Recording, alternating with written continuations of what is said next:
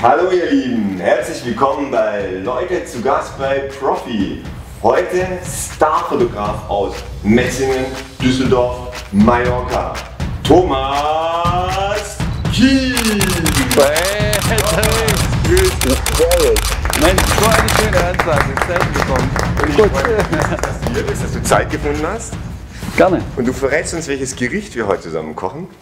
Die schwäbische Küche ist für mich nach wie vor das Allerliebste. Ne? Und er hat sich gewünscht, Linse mit Spätzle und Seidewürstler. Du, Stichwort VfB. Da habe ich mal als Jugendlicher 2 Jahre spielen dürfen. Ja? Nein. Doch.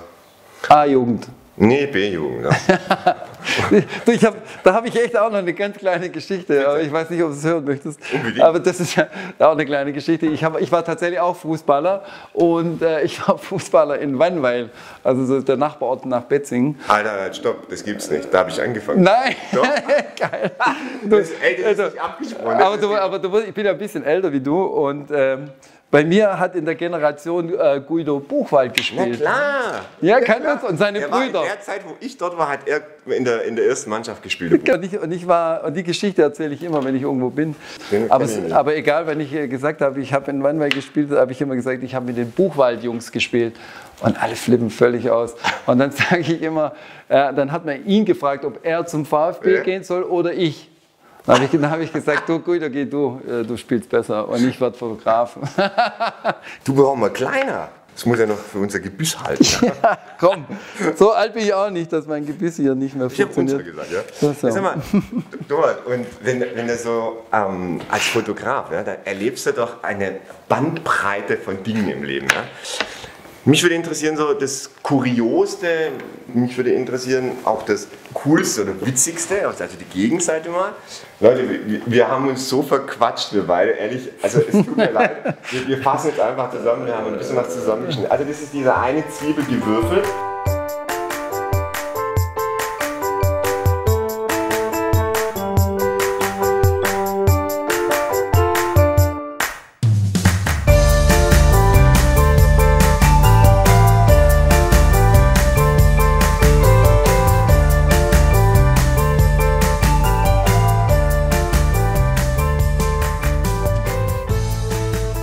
Was ich nicht unterschlagen will, 500 Milliliter Gemüsebrühe brauchen wir, ja? Oder Gemüsefond. Habe ich schon mal ein Video gedreht, schaut es euch bitte an. Genauso wie geklärte Butter wird auch wieder verwendet. Warum? Wir müssen Öl sparen. Ja? Und da wurde ich als Fotograf hingebucht und das war auch unter anderem, das war in Riederich, also das war nicht weit von Metzingen weg, war aber trotzdem ein internationaler Leichtathletik-Meeting, hat sich damals genannt. Ne? Ja.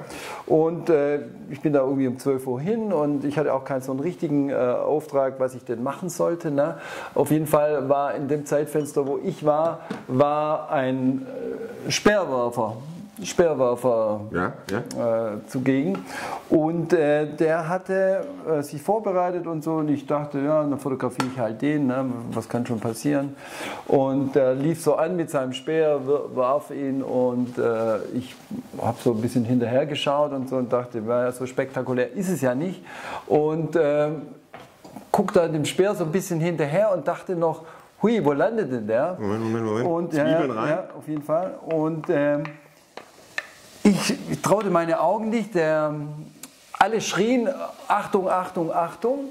Und dann drehte sich der Linienrichter, weißt du, da gibt es ja die Linienrichter, die schauen, wie weit du geworfen hast. Okay. Und der dreht sich um in dem Moment und sagt, was ist? Und in dem Moment kam der Speer genau auf ihn zu und er wurde genau in die Mitte seines Bauchfeldes hier getroffen. Ach du meine Güte. Ich dachte, das hast du jetzt wirklich nicht gesehen. Ne? Also das war so unreal, das war irgendwie so, keiner hat es irgendwie mitbekommen so richtig, aber alle haben es gesehen. Ne? Und der fiel auch sofort um und lag so auf dem Boden mit seinem Speer. Tot, oder? Nein, Gott sei Dank nicht. Aber er hatte den Speer im Bauch stecken. Und, Karotten. Ja. Und dann? Passend.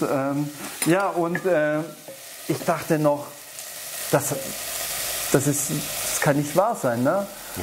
Nein. Ich habe es gar nicht realisiert, weil es keiner realisiert hatte. Es dauerte auch irgendwie eine Ewigkeit, bis irgendjemand vom DRK oder vom Rotkreuz, der da zugegen war, bis der da hingekommen ist. Weil das so unrealistisch ausgesehen hat. Sellerie? Ja. Und ich saß da und dachte, das kann doch nicht wahr sein. Ne? Ich war schockiert. Man wusste nicht, ist er tot, lebt er noch, was passiert. Und dann auf einmal wie von jetzt auf nachher sind alle Leute draufgesprungen. Ne? Selbst ich wollte sogar hinrennen, um ihm irgendwie zu helfen. Ne? Aber was machst du bei einem Unfall, der im Speer im Bauch steckt? Ziehst du ihn raus, machst du irgendwas? Nee, du also, ja, das weißt du nicht. Ja gut, wir lachen jetzt, ne? Aber es war irgendwie ganz kurios. Ne? Auf jeden Fall kam noch der Hubschrauber, der wurde dann schnell bestellt aus Stuttgart oder wo immer. Ja. Linsen abgeschüttet, Linsenwasser raus, dann mit dazu. Wow.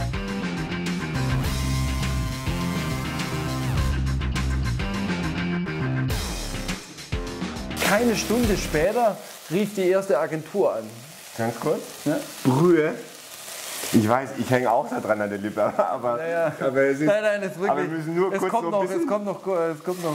Noch besser. Es kommt noch besser. Also halber Liter Brühe rein und jetzt lassen wir das ein bisschen köcheln. Aber jetzt bitte weiter, was passiert? Perfekt, das liebe ich jetzt schon. Es riecht schon fast wie zu Hause.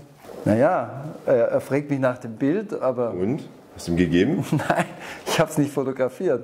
Du hast es nicht fotografiert? Nein, ich habe es nicht fotografiert. Damals, oder was heißt damals, ich würde es glaube heute wieder so entscheiden, ich hatte so eine Ehrfurcht vor diesem ganzen Szenario, was mir da geboten wurde, oder wenn du das live siehst, wenn ein Mensch um sein Leben kämpft oder du weißt nicht, was passiert ist so richtig und du würdest noch mit der Kamera drauf halten, das hat für mich so ein... Ich war so widersprüchlich. Ne? Also, ich habe auch wirklich nicht dran gedacht, ob ich jemals das abfotografiere. Für mich war die Situation ja, so skurril auch so ein bisschen. Ne? Also ich finde, das ehrt ihn jetzt wirklich. Also ich muss echt sagen, also es gibt ja genug Bilder, die man sieht von so schockierenden Sachen. Ja. Und ich glaube, jeder würde auch verstehen, wahrscheinlich, wenn du es als Job getan hast. Ich finde, es ehrt dich als Mensch und glaube ich, dass du das nicht getan hast. Also ich habe nicht eine... Bereust du es heute? Nein, ich bereue es tatsächlich nicht, aber ich hätte an dem Tag wahrscheinlich extrem viel Geld verdienen können, weil wenn das einzigste Bild gewesen wäre, wo zum ersten Mal ein Speerwerfer jemand im Linienbereich getroffen hätte, dieses Bild war wahrscheinlich weltweit verkauft worden. Ne? Und, also das zeichnet dich wirklich. Nein, es war... Er hat nicht abgedrückt, das finde ich wirklich... Aber es kam erst mir später dazu, dann habe ich dem abgesagt, dass ich kein Bild hatte, er war auch ein bisschen enttäuscht. Ne? Und dann habe ich es auch so ein bisschen acta gelegt und dann rief er aber die zweite Agentur an oder unter anderem auch ein Fernsehsender, ich glaube irgendwie so RTL und so, und hat gesagt, wir haben gehört und da fiel mir langsam so der Groschen, was es für ein Bild gewesen wäre. Mhm. Also journalistisch, auch ein Zeitdokument im Bereich des Speersports. Ne? Ich kann es jetzt nicht wiederholen. Wer kann solche Geschichten schon erzählen? Also das finde ich war schon spannend. Das könnte schon aus der Kategorie dramatisch sein. Ja, dramatisch. Das Gegenteil in irgendwas unglaublich Lustigen? Das Lustige und Schöne gibt es natürlich auch in meinem Beruf. Ne? Du kannst mich ja buchen überall hin. Ne? Also ich biete Thomas Kiel, Webseite. Genau. Wenn ihr wollt, könnt ihr diesen Mann hier buchen. Du kannst eine Legende. Ja, also und ich habe ihn auch schon mal gebucht. Stimmt. Wir haben auch schon. Vielleicht treffen wir uns nachher nochmal. Aber da muss ich aber eins dazu sagen. Also ganz kurz, wenn man ihn bucht. Das war damals für meinen ersten Band vom Riesenfuchs und das Kaninchen. Und da hast du Fotos für mich gemacht.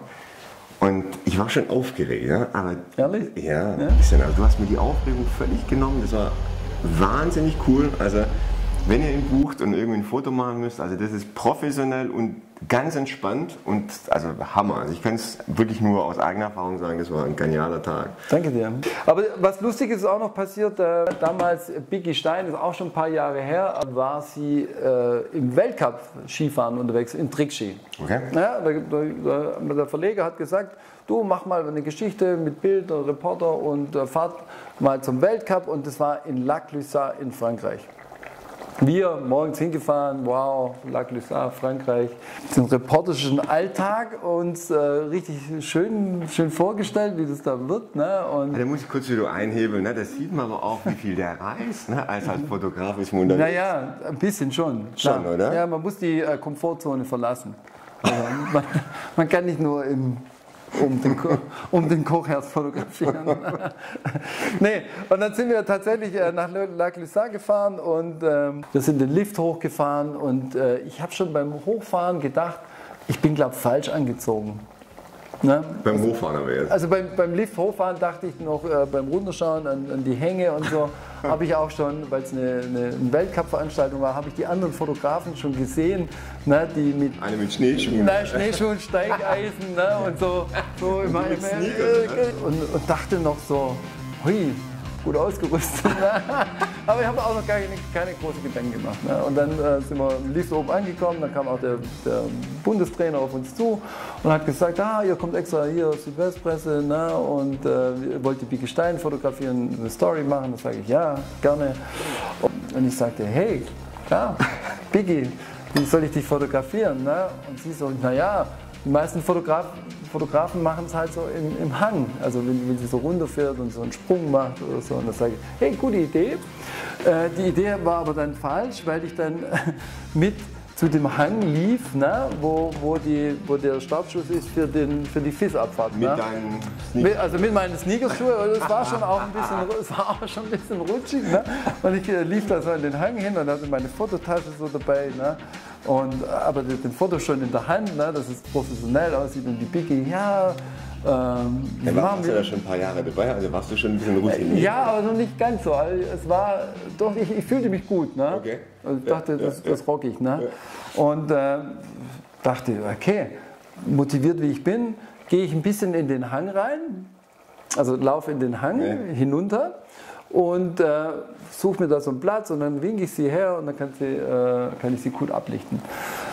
Gesagt, getan, ich noch einen kleinen Schritt nach vorne und so eine FIS-Abfahrt im Trickschi, du kannst es nicht vorstellen, sowas von steil und eisig. Ich mache einen Schritt, rutsche aus, fiel auf den Hosenboden und rutschte diesen ganzen FIS-Abfahrtshang auf dem Arsch hier runter. Meine Tasche nebendran, alle Objektive rausgeflogen, das ganze Equipment, Blitz, was da alles drin war. Hast eine gute Zeit geliefert unten im Ziel.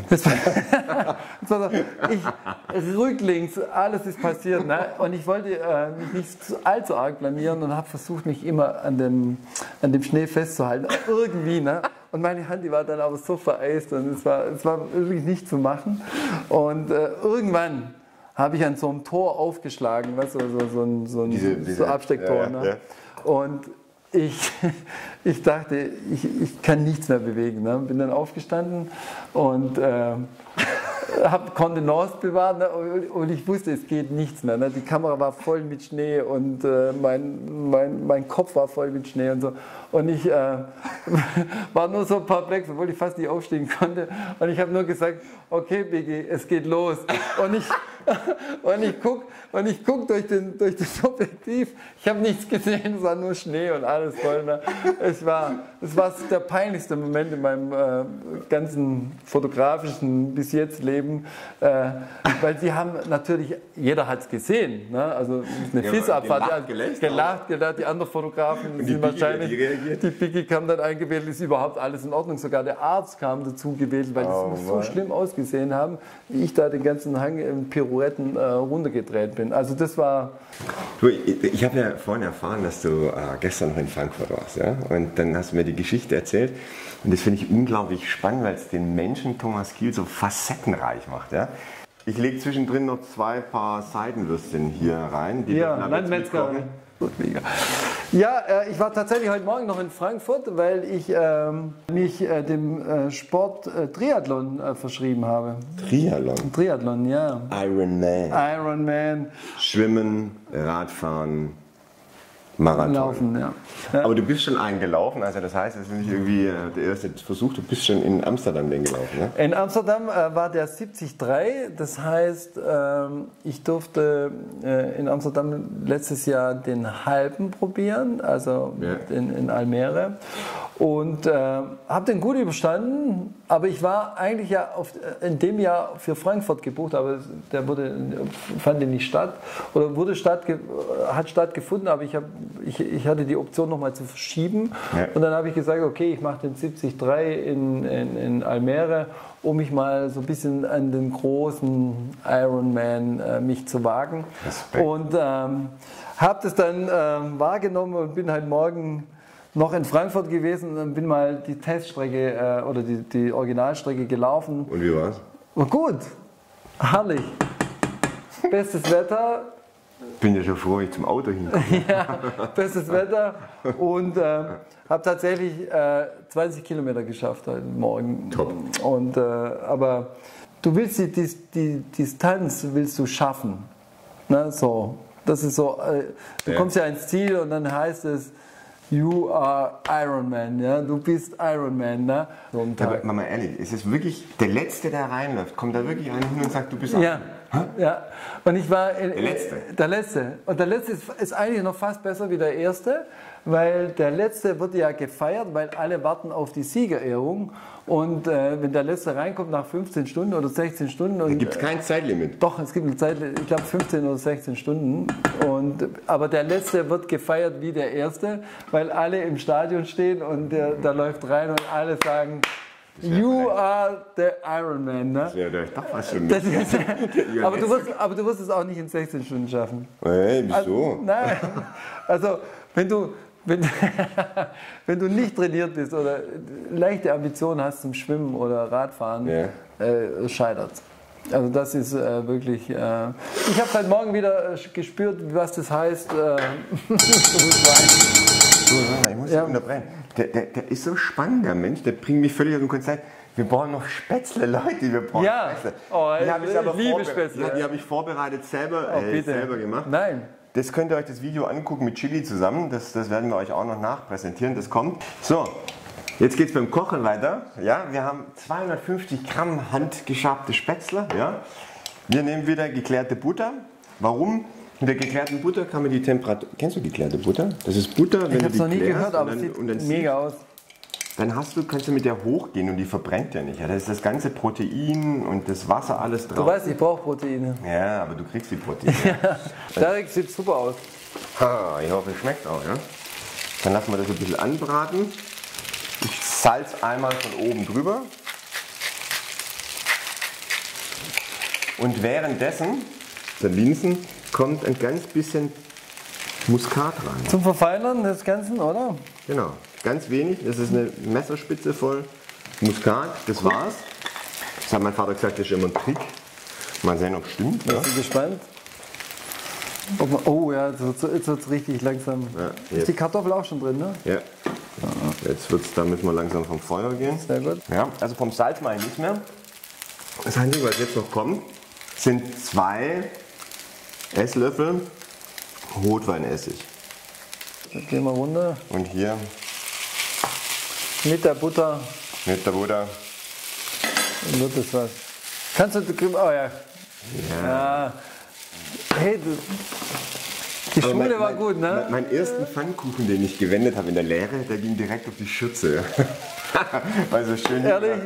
Du kannst richtig wenden? Ja, aber mit dem Spätzle kannst du natürlich nicht so wie mit Pfannkuchen.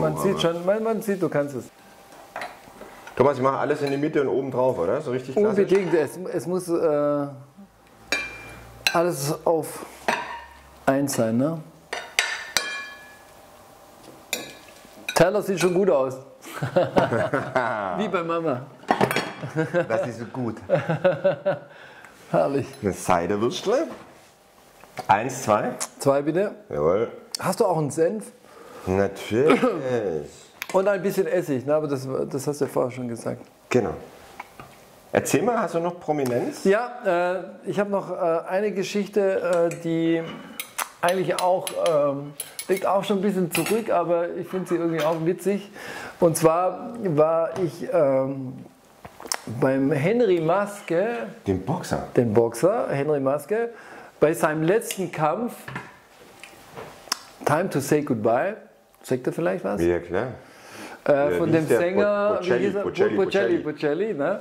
War ich ich glaube, sein Kampf war in Köln damals, sein letzter Kampf, und ich war auch gebucht über die Presse und durfte seinen letzten Kampf fotografieren.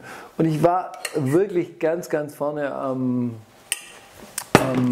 Boxring. Also wirklich, richtig. ich hab quasi die Schweißtropfen gespürt. Aber so am Ich Rande. muss sagen, ihr habt gesehen, ich habe echt Glück gehabt. Ich habe wieder einen super sympathischen Gast da gehabt, der uns wahnsinnig bereichert hat. Wirklich, Thomas, vielen, vielen Dank. Jetzt hoffe ich, dass ich dich ein bisschen Wow. bereiche mit den Linsen. Und jetzt probier aber, sei ehrlich. Ja? Wenn's nicht Ich bin schmeckt, ehrlich, dann Mama- ich würde auch noch gern ein bisschen Essig drüber schütten. Ne? Das Ja, habe ich so. hab ich hier, Hast du? und Senf hab ich Oh ja, drüber. okay. Essig, ganz wichtig.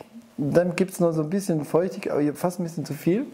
Und für die Seidenwürstchen nehme ich immer gern ein bisschen Senf. Warum? Wurst ohne Senf. Schwabe ist keine Wurst. Na, das Besteck hast du mir gegeben. Jetzt testen wir mal an. Wie habe ich es gelernt? Rechts, links. Guten Appetit. Hey, Tarek, Ah, danke. nebenher so ein geiles Essen gekocht. Ja, Respekt. warte mal, ob es Na, okay. Wir probieren. Musst du erst probieren, bevor ich irgendwie... Oh, jetzt muss ich aber mich anstrengen, wenn das mal richtig isst. Ne? I love it. Es ist wirklich eins meiner Leibgerichte. Du hast es perfekt hinbekommen. Du Thomas, normalerweise ist es Tradition, am Ende mit dem Gast ein Trikottausch, also Schürzentausch. Oh, hey. Jetzt hast du schon meine Schürze an, ich würde dir die gerne schenken. Würde mich sehr freuen, wenn du die Schürze behältst. Und das ist mein Gastgeschenk an Thomas. Wow. Ich würde die Schürze gern annehmen. Ich habe sie aber auch schon an, aber ich habe gehört, du hast auch ein schönes Buch. Und du weißt, ich brauche auch Geschenke weiter zu verschenken oder selber zu lesen. Warum schenkst du mir nicht dein letztes Buch? Muss ich machen? Kann ich machen? Müssen wir kurz schneiden? Ich hol's. Ja, mach mal. Bring mal rein. Also es ist total lieb, dass er nachwächst. Das ist Teil 1, das Riesenwuchs und das Kaninchen, und Teil 2, die Freundschaftsprobe. Beide Teile. 1 würde ich dir gerne widmen für unseren Dreh, den wir damals gehabt haben. Ja. Und 2 für den Abend heute. Hey, Ja? Top. wow. Super, ja? Dann trage ich bitte. Freut mich sehr. Aber ich habe dir auch ein Geschenk. Hey, Geschenke, I love it. Pass auf, Christmas time. ich schau mal. Und ich durfte ihn ja auch mal porträtieren. Ne? Und ich dachte, ich bin heute eingeladen, was soll ich schenken? Weinflasche oder so. Alles hast du wahrscheinlich im Überfluss. Aber ein schönes Porträt von dir.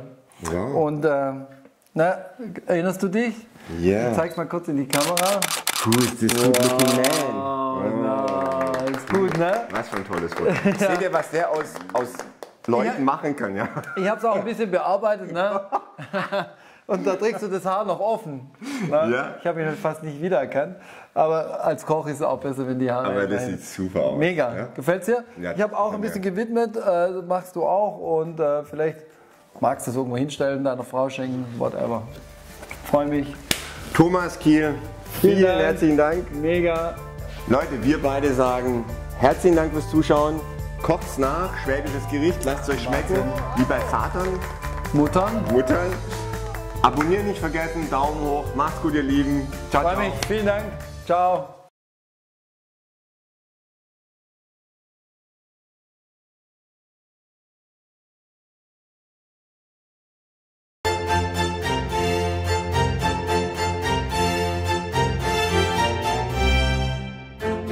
Are you ready for the cookie?